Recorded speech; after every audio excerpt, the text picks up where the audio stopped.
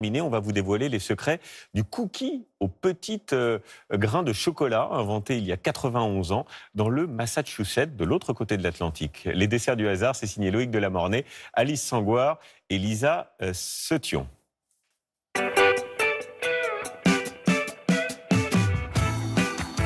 C'est l'une des adresses les plus courues de New York. Schmackary's, une petite pâtisserie pour laquelle les gourmands sont prêts à affronter des heures de route ou d'interminables métros.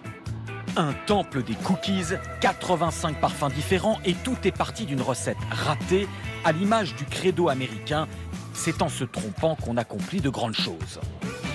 Je suis bien content que des erreurs comme ça arrivent, un peu comme la pénicilline découverte par hasard. Je suis vraiment contente de cette erreur. On devrait en faire plus souvent. D'après la légende, c'est dans cette auberge du Massachusetts en 1930 que la cuisinière Ruth Wakefield se retrouve un jour en manque de chocolat pâtissier pour ses gâteaux. Elle utilise donc en dernier recours des pépites dures de chocolat, pensant qu'elles fondraient à la cuisson, se mélangeant à la pâte. À la sortie du four, les morceaux de chocolat étaient restés entiers. Le chocolate chip cookie, le cookie aux pépites de chocolat, était né. Devant le succès, Ruth Wakefield en fera une industrie, disant parfois que son erreur d'origine était calculée. Aujourd'hui, le cofondateur de la pâtisserie, Johnny Polizzi, revendique cet héritage du hasard heureux dans ses créations. De la même manière que le cookie aux pépites de chocolat a été inventé un peu par erreur, pour nous, innover dans nos recettes de cookies fait partie du jeu. C'est une aventure sympa et on fait tellement de variétés, de parfums différents que parfois ça passe et parfois non. Du coup, son associé Zach Schmal a décliné la recette traditionnelle dans de multiples versions, avec généralement plus d'excès que de sobriété. Ah, voici les cookies Lucky Charms. Il y a des bouts de céréales à la guimauve et un glaçage crémeux au chamallow.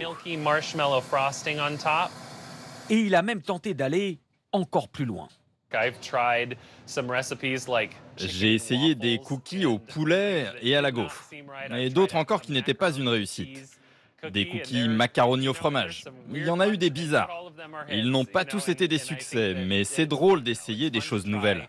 Et voilà les cookies qui sortent du four. Un autre a voulu innover, mais dans un style plus français. Meilleur ouvrier de France, installé à New York depuis 30 ans, le pâtissier et chocolatier Jacques Torres se rappelle de son premier contact avec le cookie américain. Je me suis dit, mais qu'est-ce que c'est que ces espèces de pâtes que l'on met sur plaque et ça fond et c'est même pas rond, ça n'a pas de forme, c'est pas très beau, c'est vrai que c'est pas très beau. J'étais très surpris par ces cookies. Mais pour gagner une clientèle américaine, le cookie était incontournable. 20 kilos de beurre.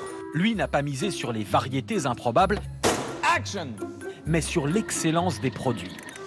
Pour moi, la seule différence, c'est que j'ai pris une recette existante et avec le savoir que j'ai de la pâtisserie, j'ai transformé cette recette avec des produits nobles, du bon beurre, du très bon chocolat, des farines différentes.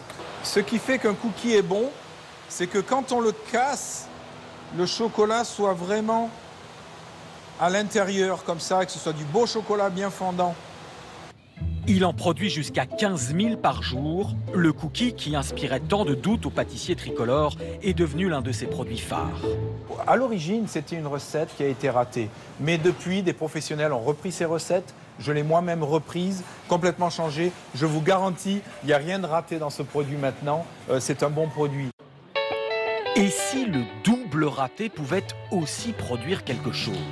Cette boutique surfe sur la grande mode américaine du moment, la cookie dough. Prenez une pâte à cookies, issue de la recette ratée de 1930, omettez de la cuire, deuxième raté, et vous obtenez une pâte à cookies crue, souvenir d'enfance de la patronne Sophia Fellers.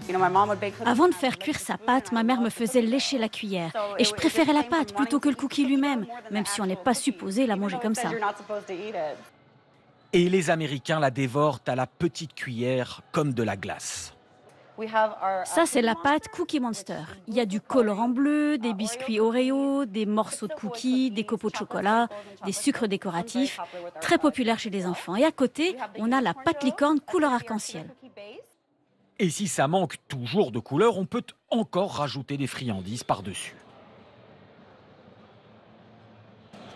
C'est vraiment bon, j'adore. Ça a le goût d'un nouveau genre de glace, puisque c'est servi froid.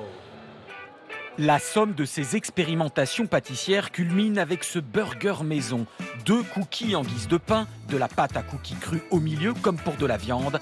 À chacun de juger si c'est un heureux hasard ou un authentique rap. Voilà, et je note que quand on parle